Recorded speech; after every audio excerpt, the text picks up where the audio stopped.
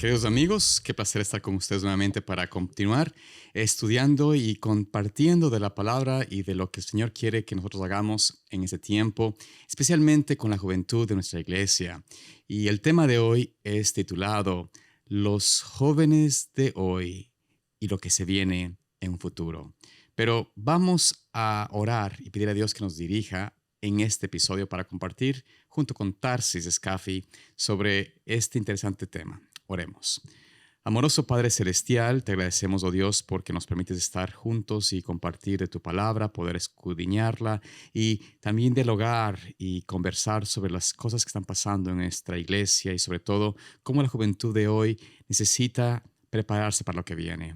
Ayúdanos, oh Dios, a que podamos hablar en una forma que pueda elevar tu nombre y pueda ayudar a otros a conocerte mejor. Pedimos todo esto en el nombre de Jesús.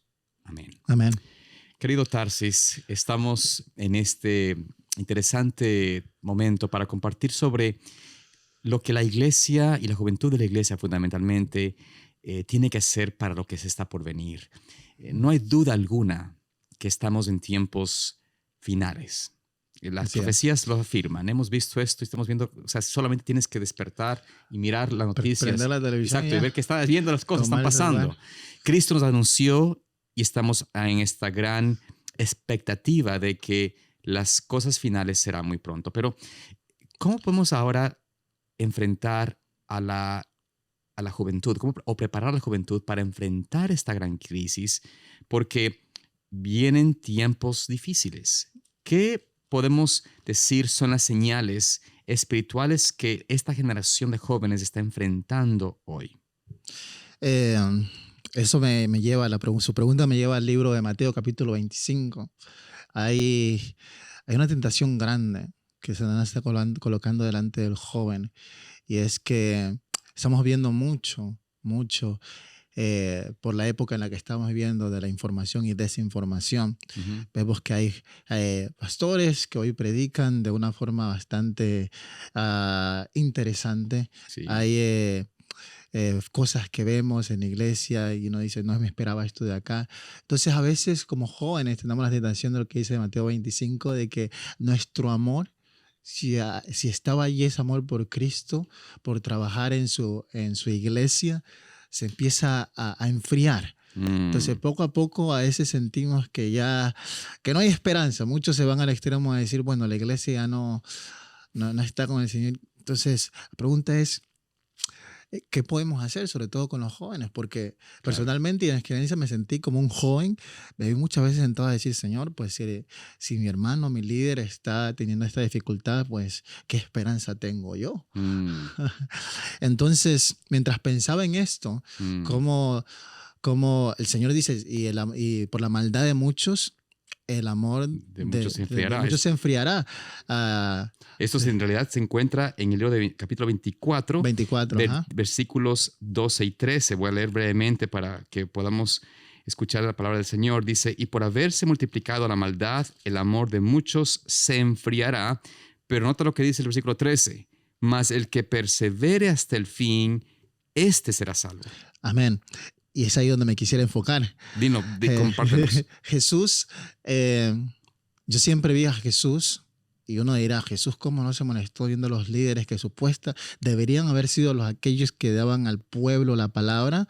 Eran los que en realidad los estaban extraviando. Claro. Lo mismo parece, tal vez nosotros sentimos, y lo experimenté, personas que admiraba. A cierto punto llegué a decepcionarme como joven porque llegué a ver ciertas cosas que no estaban del todo alineadas con la palabra de Dios. Ahora, yo tenía dos opciones: colocarme en la posición de ser una víctima de la influencia de aquella persona y decir, oh no, si el hermanito es así, pues yo tampoco me voy. O colocarme en la posición de decirle, Señor, necesito que por la frialdad de este hermano, que mi fe aún se reavive. Porque en primer lugar, la profecía se cumple. Uh-huh. Y número dos, porque ahora yo quiero tomar la posición de decirle a aquellos que vienen detrás de mí, los que están mirándome como cristiano, y decirles, mi experiencia con el Señor es aquella que va a marcar esa diferencia. Amén. Es aquella que tú vas a poder mirar y vas a ver que el Señor realmente está atrás. Como decía Pablo, miradme a mí que sigo a Jesús y cópienme. Mm, Cópienme, porque él dice, yo sigo a Jesús, sigo su ejemplo. claro. Y lo mismo el joven, colocarse en la posición en lugar de decepcionarlos. Claro, duele muchas veces, pero colocarnos en la posición de Ujú, decir, Señor, ahora yo voy a ser esa persona que no va a cometer ese error. Voy a ser la persona que va a serte fiel ujú. incluso en ese área, porque otras personas su amor no va a tener la tentación de enfriarse, sino que su fe y su convicción por el Señor va a incrementar debido a mi fidelidad, porque quiero que ahora me miren, porque yo te miro a ti y sigo tu Amén. ejemplo. Interesante lo que mencionas, Tarsis, porque estás haciendo énfasis en la segunda opción.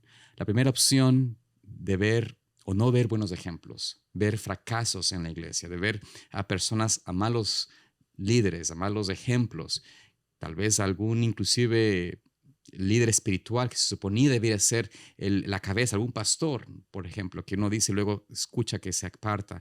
En vez de eso, hacer que uno se sienta desanimado o que se vuelva víctima y diga, no, pues mira, si ellos no pudieron seguir, ¿cómo voy a seguir yo?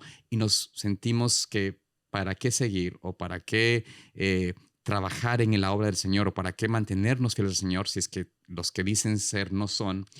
Ese es un sentido de tratar de victimizarse, pero también justificar el no proseguir. Mm. Pero Cristo nos dice que hay que perseverar, el que persevera, el que se mantiene firme a pesar de que el liderazgo, a pesar de que la persona, que tal vez el hermano o hermana de más años en la iglesia no viva la fe, no viva en la relación con el Señor, sea un mal ejemplo para ti, en vez Amén. de usar eso como excusa, debe ser como decir, como tú decías, Señor, yo no voy a hacer por tu gracia igual. Voy a mantenerme fiel a ti. Voy a pedirte que me des la fuerza y si es que caigo, si es que tengo algún tipo de conflicto donde mi tentación me ha vencido, no voy a dejar que la tentación sea para mí el fin. Como dice la Biblia, el justo, aunque caiga 7 veces, se levantará 7 veces. Amén. Y eso debe ser la determinación. Y creo que los jóvenes, déjame decirte, creo que tienen esta oportunidad y necesitan un reto espiritual de esa forma. La juventud tiene resistencia, resiliencia, es decir, la posibilidad de soportar, sobrellevar, y pienso de que tal vez hay que enfatizar esto en ellos. Hay dos caminos a escoger, el camino de victimizarse o el camino de decir, Señor, yo no voy a usar eso como excusa para ser igual, sino al contrario, voy a usar esto como para determinación. Señor, por tu gracia, no te soltaré. Amén. Amén. Y tenemos como seres humanos, y Satanás sabe cómo usar nuestras tendencias. Y es que nosotros tenemos la tendencia de a veces enfocarnos en lo malo. Claro. A veces queremos ver, bueno, alguien limpió el cuarto completamente, pero se olvidó de sacar la basura. Entonces, porque no se sacó la basura, entonces echamos por tierra todo. Entonces, lo mismo pasa a veces en la parte espiritual. Claro. Alguien que a veces tropieza, que está en algún conflicto espiritual, entonces nos enfocamos en eso y olvidamos que el Señor aún tiene 100, 7,000 personas, muchas más personas que aún se permanecen fiel a Él. Entonces no nos enfocamos en que el Señor tiene sus personas fieles que le siguen convicción, pero nos enfocamos ahora en la parte donde la persona tropezó. Sí. Interesante, es como que estamos de alguna forma diagnosticando quizás una fe superficial. La fe superficial es la que se enfoca en lo superficial, lo que está por encima, que no tiene sustancia, que no tiene firmeza, no tiene una ancla. Y es la que, en el caso que mencionábamos, permite que la crítica o el mal ejemplo o no haber visto un modelo correcto sean razones para uno claudicar y no seguir. Así es. Pero Dios nos invita a profundizar la fe, tener una fe fuerte, una fe sólida, firme en el Señor. ¿Qué crees tú que se requiere para que el joven, la joven de hoy, puedan profundizar, puedan salir de la experiencia de una fe superficial? Yo creo que una de las influencias es que tenemos una fe, y con esto quisiera tener o sea, dejarlo bien claro porque puede ser malinterpretado, es tener una fe independiente. ¿Independiente en qué sentido? Jesús nos dice, porque ejemplos he dado, lo dice en Juan 13:15, ejemplos he dado para que como yo os he hecho, Sí. vosotros también hagáis. Ujú. Nuestro gran ejemplo Sí. es Jesucristo. Nuestra fe depende de Él.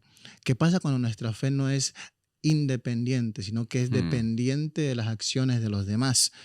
Entonces, si esa persona me expresa algo que, amor, me expresa lo que dice la Biblia, entonces mi fe permanece fuerte. Claro. Pero si esta persona de alguna manera, que puede pasar, porque somos humanos y aún estamos en esta tierra, entonces cuando somos decepcionados, esta persona cae, nuestra fe de la misma manera Sí. retrocede Por y supuesto. cae.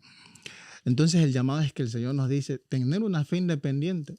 ¿Cómo luce tener una fe independiente? Mi hermano tuvo este problema, vamos a ayudarlo, no vamos a juzgarlo, vamos a apoyarlo. Pero mi fe no es afectada por el comportamiento negativo o incluso positivo de la otra persona, sino que mis ojos, en mi experiencia, está tan centrada en Cristo, en Jesús, estoy tan conectado a Él, que simplemente su ejemplo lo sigue. Ahora ya no soy la víctima, sino que ahora yo soy el modelo. Porque como Pablo dijo, yo sigo a Jesús, ahora síganme a mí. Ahora yo estoy en la misma posición que el apóstol Pablo. Las personas ahora me miran como ese ejemplo. Amén. Si yo busco ser esa figura que pueda presentar a Cristo en palabras, en acciones. Entonces yo creo que a veces como jóvenes tenemos ese problema. Y es algo que puede resultar natural. Como jóvenes buscamos una figura a quien admirar. ¿Sí? Pero muchas veces somos decepcionados. Por eso que el llamado, y es mi experiencia, tuve que llegar a tener esa experiencia, decirle, Señor, dame una fe independiente, que se enfoque en ti, en tu ejemplo, que si el hombre cae, que yo sea ese instrumento de apoyo y no de juzgamiento, porque yo quiero ser parte de los que dan ejemplo, no de los que necesitan recibirlo. Y lo que tú mencionas, apreciado Tarsis, en cuanto a esta independencia de tu fe, es decir, no depender de ningún hombre, no depender de tu modelo humano, de la influencia que tengas, sino tener que sientas la fuerza en el Señor, en Jesucristo. Amén. Es lo que el Señor justamente quizás nos invita a experimentar cuando nos dice el que persevera hasta el fin. Es un llamado a entender de que la perseverancia no está sujeta a la influencia externa, ni a las circunstancias, ni al hombre o al modelo que nos ponemos enfrente, o al liderazgo de la iglesia inclusive. Está afianzada y sujeta a tu relación con el Señor, tu experiencia con el Señor, y es lo que en realidad Job experimentó. Job es un ejemplo, un modelo tan claro de lo que el ser humano puede llegar a ser cuando tiene esa confianza y esa relación con Cristo, y la fe está cimentada en la experiencia que tienes con Cristo, no en lo que pasa alrededor tuyo. Job perdió todo: hijos, sustento, casas, bienes, todo lo perdió. Aún después el Señor permitió que venga Satanás y le quite la salud. O sea, perdió hasta la salud, todo. Quedó en la ruina económicamente. Cuando vinieron sus amigos, ni siquiera pudieron hablarle porque estaban tan espantados de la condición que estaba, que solo pudieron llorar por 7 días con él.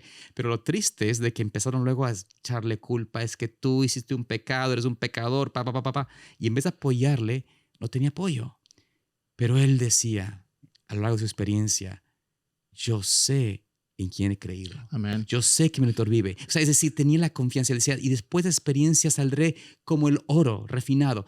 El sentido de Job es un sentido de una persona que su fe está sujeta en el Señor, afianzada en Cristo, en la palabra de Dios, no en las circunstancias o personas. Y esa fe que se desarrolla por escuchar la palabra, porque la fe viene por oír por la palabra de Dios, como dice la palabra de Dios, esta fe se debe y se puede hacerla experimental en cada joven si se les invita a conocer al Señor de la palabra. Así es. Y yo me hacía esta pregunta, ¿cómo una fe independiente luce? Y de nuevo, el equilibrio de esto es que nosotros necesitamos el agente humano. Necesito a alguien quien apoyarme, alguien que me instruya como joven. Pero ¿cómo luce una fe independiente? Me daba cuenta Cuando tenía 13, 14 años me di cuenta de que si mi madre no iba a la iglesia, pues yo tampoco. Si ella no me decía, hijo, vámonos, yo tampoco. No tomaba la iniciativa. Mi fe dependía de las acciones de mi mamá. Mm, Entonces, una fe dependiente es una fe que te lleva a la acción y te lleva a tomar las iniciativas. ya. Pues yo no salgo a hacer misión, yo no voy a predicar, que el pastor venga conmigo, que el anciano. Entonces, la fe independiente se muestra en mis acciones e iniciativa, porque ya no dependo de un agente que me mueva, que me diga, sino que yo soy, mi dependencia del Señor está, y ahora el Señor me coloca en la posición de actuar por amor a Él. Y usted me preguntaba cómo se relaciona con estos tiempos finales. La profecía nos dice, ya llegará el momento en que incluso nuestros padres, madres, hermanos, nuestra familia nos pueden entregar las autoridades. Claro. Cuando tenga la tribulación. Nuestros amigos, aquellos en los que confiamos, el zarandeo. La profecía nos dice que va a llegar un tiempo en donde la gente humana, que muchas veces que tal vez nosotros llegamos a confiar y a poner nuestra dependencia en ellos, nos va hasta cierto punto a traicionar.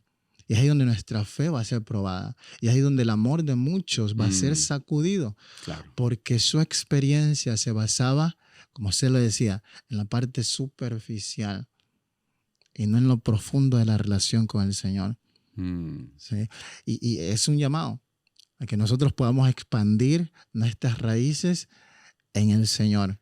Amén. Por supuesto, tener esas relaciones saludables con nuestros semejantes, pero que desarrollemos esa fe que cuando el tiempo de prueba venga, en lugar de hacernos retroceder, nos permita permanecer firmes y seguir perseverando en la fe. Amén. Ese es un llamado que estás compartiendo con la juventud. Ajá. Pero, ¿qué llamado tú harías a los padres y los líderes que tienen a los jóvenes en esta necesidad de crecer en esa fe? ¿Qué llamado tú harías al liderazgo, a los padres que ¿qué deben hacer ellos? ¿Cuál sería su rol? Yo creo firmemente que el Señor nos da una misión.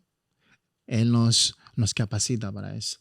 En el proceso nos da la sabiduría en cómo interactuar en la medida en que nosotros se lo permitamos.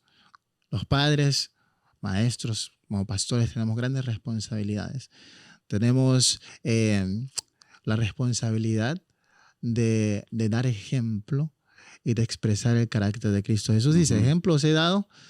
Y él dice, así como yo amo a la iglesia, Padre, amen a sus esposas, amen a sus hijos. Y cuando nosotros entendemos que nosotros estamos preparando la generación que va a culminar este mensaje, es cuando nosotros entendemos el peso de nuestra responsabilidad. Pablo, él escribió Tesalonicenses y él decía, y cuando venga Jesús y nosotros los que estemos vivos. Pablo creía y tenía esa fe y esa convicción de que el Señor podría venir en su tiempo. Claro. Y él trabajó de tal manera. Por eso él no se distrajo como líder. Él entendió, debo ser tan celoso y tan fiel que la siguiente generación, aquellos que me están siguiendo, pueden hacerlo de forma bien, correcta. Por supuesto, yo creo que tú estás haciendo una importante aclaración. El pueblo de Dios, el liderazgo, los padres, los maestros, los líderes, los pastores, tenemos una responsabilidad muy seria, pero requiere de que nos demos cuenta nuestra necesidad de reavivar en nosotros la fe primero. Es decir, empezar uno también a experimentar esa relación de confianza en el Señor y de alguna forma pedir a Dios sabiduría para entonces inculcar, aconsejar, mostrar por evidencia, y hablamos de esto en otros episodios anteriores, lo que significa realmente la enseñanza de la palabra de Dios con el espíritu, con el amor, con la misericordia, con la paciencia, pero también con la rectitud que Dios quiere tengamos. Por eso, de alguna forma, mira, es interesante. Vivimos en los tiempos donde la profecía y la revelación de Jesucristo, del Apocalipsis, nos declara que nuestra iglesia no está en un espíritu, en un estado de triunfalismo o de una iglesia viva y recta y está ya para la venida de Cristo. La realidad es de que el mensaje final para el pueblo de Dios es: estás en el estado adolescente, un estado donde dices que eres rico, dices conocer la escritura, dices tener todas las cosas, pero no tienes la experiencia, no conoces, no vives esa fe. Eres un cuitado, un desnudo, un desventurado, pobre, ciego y desnudo. Entonces, este mensaje es un mensaje de el llamado del Señor al arrepentimiento. Comienza con el liderazgo, con los padres y madres, con los maestros, con los pastores, de arrepentirnos y pedir a Dios instrucción para vivir y entonces enseñar la sana doctrina, el espíritu correcto con nuestros hijos. Y creo que tal vez podríamos decir que el llamado del Señor es justamente este que se encuentra en el Apocalipsis 3. Dice, versículo 19 y 20, dice: yo reprendo y castigo a todos los que amo, sé pues celoso y arrepiéntete. Y luego nos dice y nos invita: he aquí yo estoy a la puerta y llamo. O sea, Cristo está ahí listo para ayudarnos a experimentar esa conversión, ese arrepentimiento verdadero. Dice: yo estoy aquí a la puerta y llamo. Si alguno oye mi voz y abre la puerta, entraré a él y cenaré con él y él conmigo. Amén. Y al que venciere, le daré que se siente conmigo en mi trono, así como yo he vencido y me he sentado con mi Padre en su trono. Entonces aquí notamos, Tarsis, que este es el llamado del Señor. Quizás a nosotros como padres y como pastores y como líderes. Porque yo tengo 2 hijas y están en la adolescencia. Son 2 hijas que están ahora, la mayor, por entrar en la vida de la universidad, de ver en qué área, en dónde y en qué forma va a estudiar o va a prepararse para el Señor, para servir a Dios. Y como padre me siento con temor, ¿no? De que la niña salga de la casa y para siempre para mí va a ser mi niña, pero ya es una dama y tiene que desarrollarse.